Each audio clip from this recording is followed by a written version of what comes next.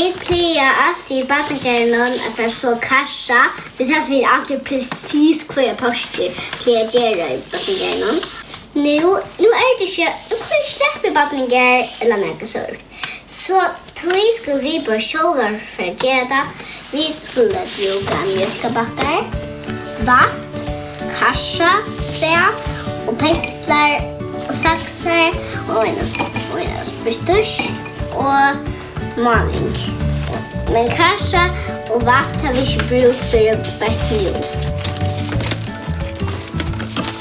Först får vi inte klippa det. Nu ska vi klippa ner ett hjörnan.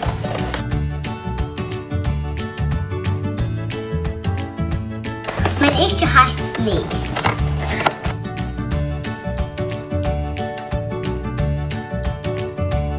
Så ska jag göra. Nu slår jag. Nu ser jag mig en mjölkapacka.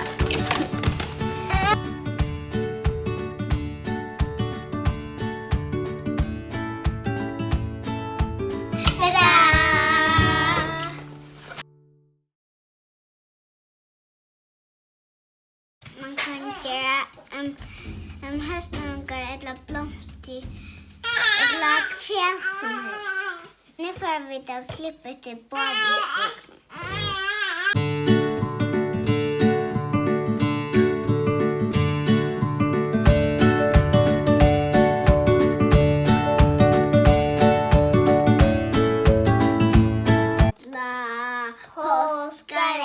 Ruttla påskägg, ruttla rej, ruttla bla, ruttla om i sattar.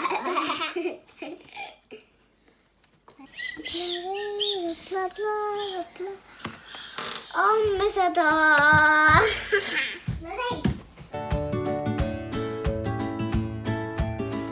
Nu är det blivit torrt och nu ska vi börja teckna ejer, nös och mun.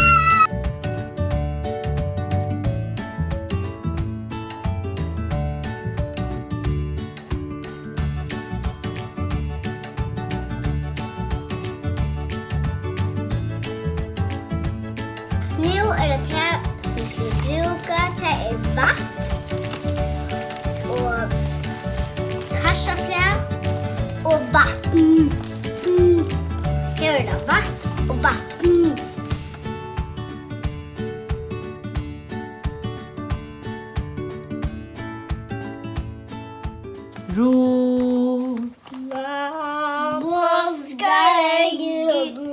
Påskägg, rulla rej, rulla blå, rulla sakat. Nu kommer det fisk.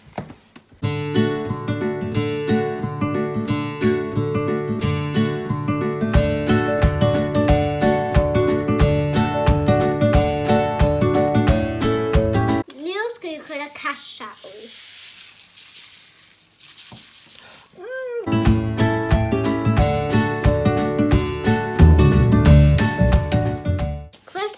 Så frä plus en spira.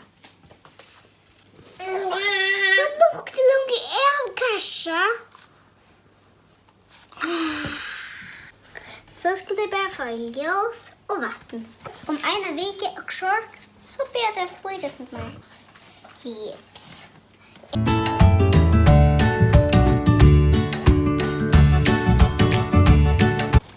Och där har det varit en twin då kommer det. Och lekmar och en som är genus Alatosa. Vi ser att badningarna skulle ladda upp späckliga och så där. Jag vet inte ordentligt vad det är mest eller så. Vi skulle minnas till Mälna. När folk samman och man ska ta frost över 2 meter. Jag vet inte ordentligt hur man ska spela samman som där. Men det är jävligt riktigt.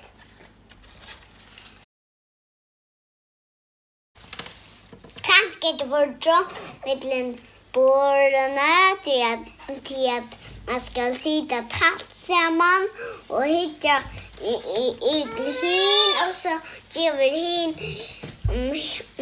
en spray som hin bort i och så kan man smitta ut in. Han så inte coronakrigen. Say bye, say bye. Bye!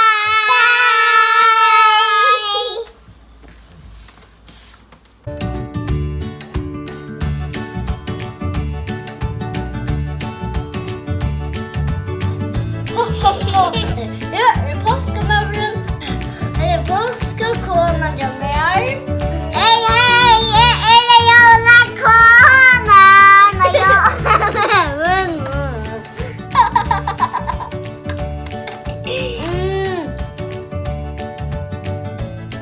Helt ovarsåt.